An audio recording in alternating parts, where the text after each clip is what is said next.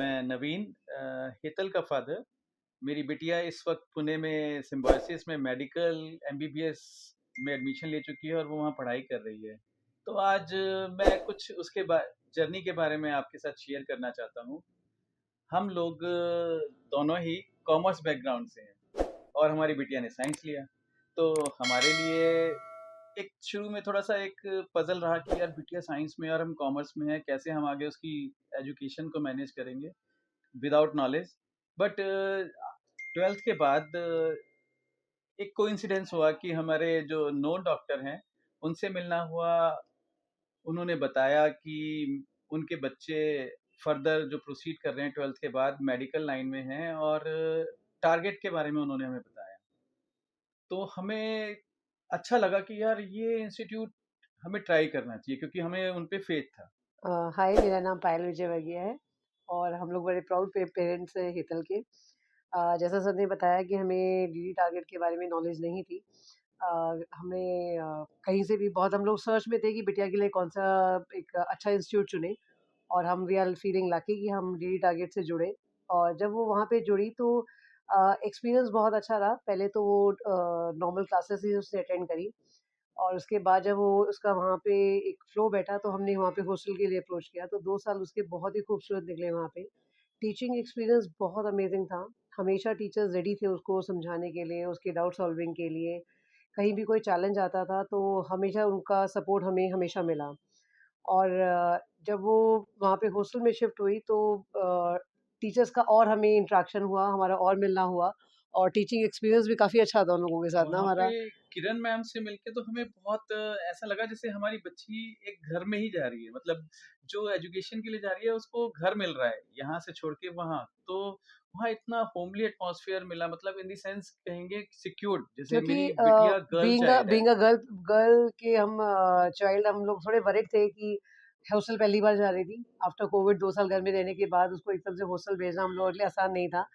But वहाँ जाके बड़ा अच्छा एटमॉस्फेयर मिला उसको कि वार्डन वगैरह एंड सारा जितना भी सिस्टम था वहाँ का, मतलब ऐसा था कि हाँ, जैसे घर में सेफ है उतना ही सेफ वो वहाँ पे थी। वहाँ का खाना-पीना, वार्डन का सपोर्ट मतलब हमेशा अवेलेबल थी वार्डन्स उसके लिए।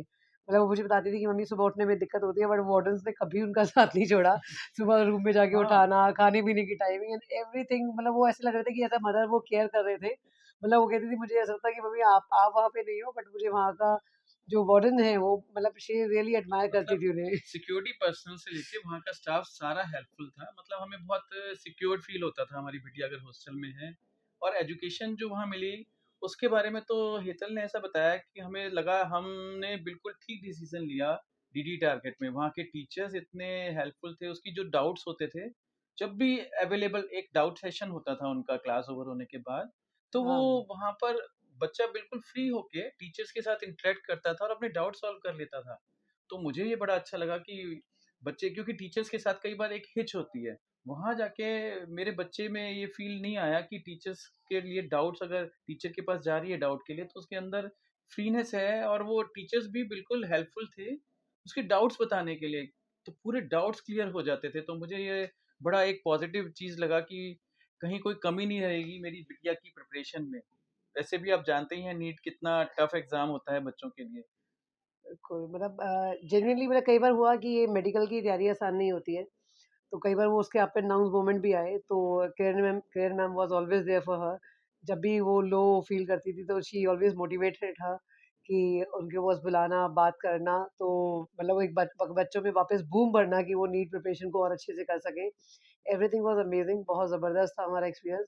और एक बड़ा खूबसूरत एक्सपीरियंस था कि जब उसने जॉइन ही किया था, उसका फ्रैक्चर भी हो गया था मतलब वापस आते हुए। और उसके बाद जब वो क्लासेस में गई तो टीचर्स ने इतना टेक केयर किया कि मैं पहले बहुत वरीड थी कि उसको भेजूँ, नहीं भेजूँ।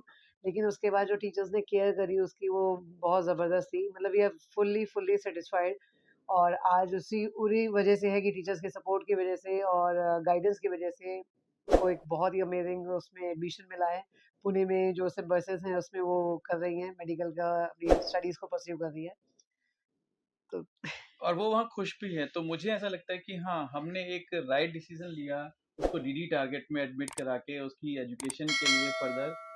तो आज मैं प्राउडली कह सकता हूँ कि हाँ, हमारा डिसीजन बिल्कुल परफेक्ट वी रहा आर सो उसके हैप्पी विद द एडमिशन के लिए। Target and all experience DD जितना भी टारगेट था। ने हमारी बिटिया के लिए फ्यूचर एजुकेशन के लिए एक जो रास्ता था वो उसको ओपन किया। अच्छी गाइडेंस देके उस पे आगे बढ़ाया। Thank you so much thank to you the DD target. Total staff जितना भी था टारगेट का, and thank thank you you so Kiran much ma'am, Dhillon sir Dillon sir. And हाँ Kiran ma'am, thank you so much.